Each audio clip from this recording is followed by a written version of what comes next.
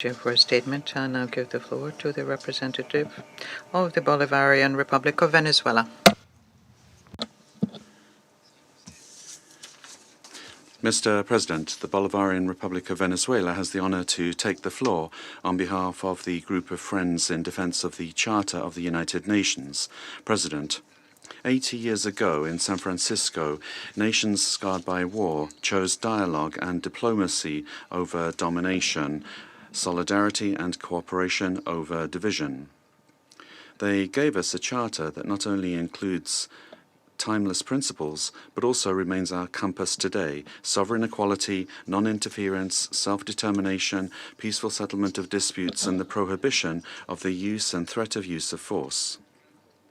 For many of our countries, these principles are our shield, our guarantee of survival, and the hope of our peoples for a future of dignity and peace.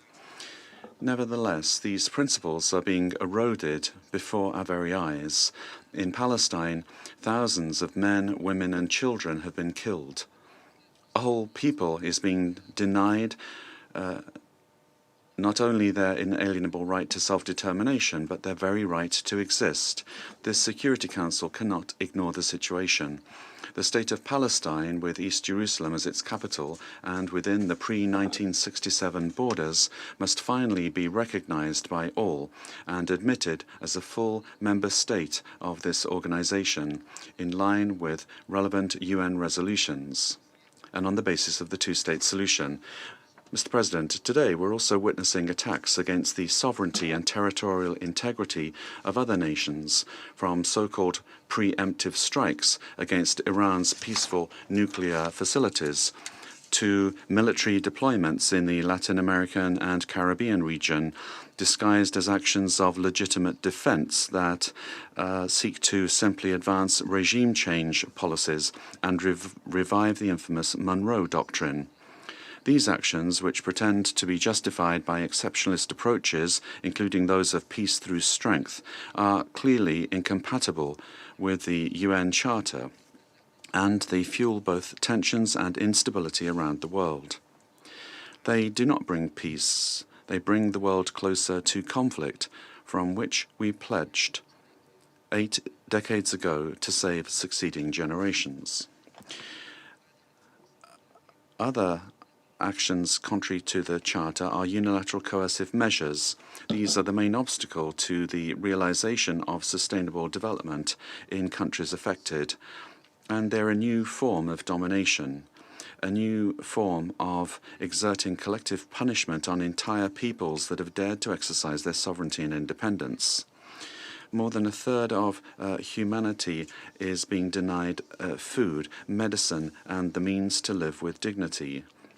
Over 30 nations are affected by these illegal measures that must cease immediately, completely and unconditionally, especially if we are truly committed to leaving no one behind. We firmly reject unilateralism, double standards, and attempts to replace international law with a so-called rules-based order designed to serve narrow interests.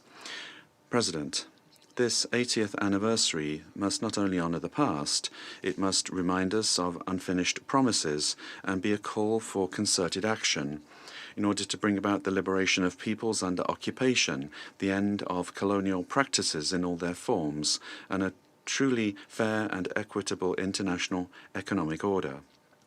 Reform of the United Nations and the global financial system is long overdue, so that the voices of the global South carry their rightful weight, be it here in the Security Council or in the Bretton Woods institutions.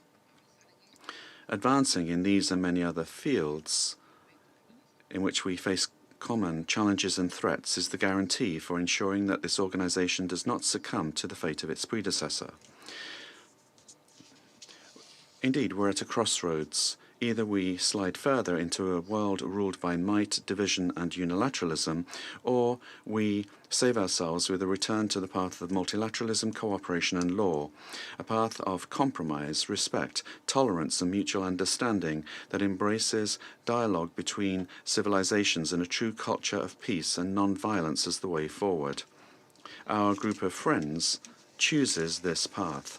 We call upon all responsible members of the international community to actively defend the UN Charter and to avoid accommodative interpretations of its tenets, to uphold peace and to ensure that no nation is left to the mercy of domination or exclusion.